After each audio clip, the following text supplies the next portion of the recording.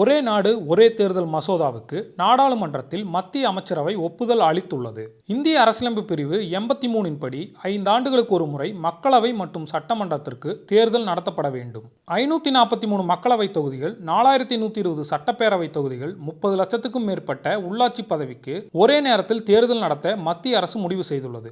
ஒரே நாடு ஒரே தேர்தல் என்பது மக்களவைக்கும் சட்டமன்றத்திற்கும் ஒரே நேரத்தில் தேர்தல் நடத்தப்படுவதாகும். அதாவது பிரதமரையும் மாநில முதல்வரையும் மக்கள் ஒரே நேரத்தில் தேர்ந்தெடுப்பார்கள். இதில் உள்ள சாதகங்கள் என்ன, இதை நடைமுறைப்படுத்துவதில் உள்ள சிக்கல்கள் என்ன பார்க்கலாம். இந்தியாவில் 1951 ஆண்டு முதல் 1967 ஆண்டு வரை மக்களவை சட்டப்பேரவைகளுக்கு ஒரே நேரத்தில் தேர்தல் நடத்தப்பட்டது. 1967 வரை இந்தியாவை ஆட்சி செய்த ஒரே கட்சியாக காங்கிரஸ் இருந்தது. 1967 ஆண்டுக்கு பிறகு சில மாநிலங்களின் சட்டப்பேரவை முன்கூட்டியே கலைக்கப்பட்டன. அங்கு குடியரசுத் தலைவர் ஆட்சி அமுல்படுத்தப்பட்டது. ஒரே தேர்தல் தொடர்பான மசோதாவை 16ஆம் தேதி மக்களவையில் தாக்கல் செய்ய உள்ளார் ஒன்றிய சட்டத்துறை அமைச்சர்.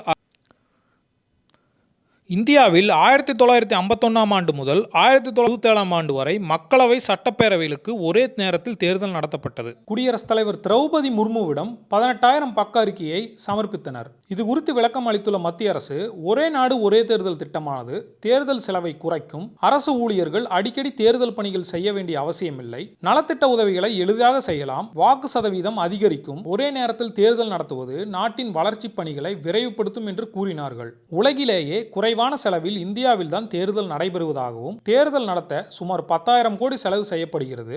இது அதிகமில்லை என்று தேர்தல் முன்னாள் ஆணையர் SY குரோசி கூறுகிறார். ஜனநாயகம் மற்றும் கூட்டாட்சிக்கு இது எதிரானது என்றும் கூறியுள்ளார். ஒரே நேரத்தில் தேர்தல் நடந்தால் பெருமளவில் EVM மெஷின்கள் தேவைப்படும் என்றும், அதிக அளவில் அதிகாரிகள் தேவைப்படுவார்கள் என்றும் கூறப்படுகின்றன. அதிபர் ஆட்சி போலவே இதுவும் மாறிவிடும் என எதிர்க்கட்சிகள் அச்சப்படுகின்றன. மாநிலங்களில் இடைத்தேர்தல் வருவதால் அதனை கருத்தில் கொண்டு பெட்ரோலியம் உட்பட பல பொருட்களின் விலையேற்றத்தை மத்திய அரசு நிறுத்தி வைத்துள்ளன.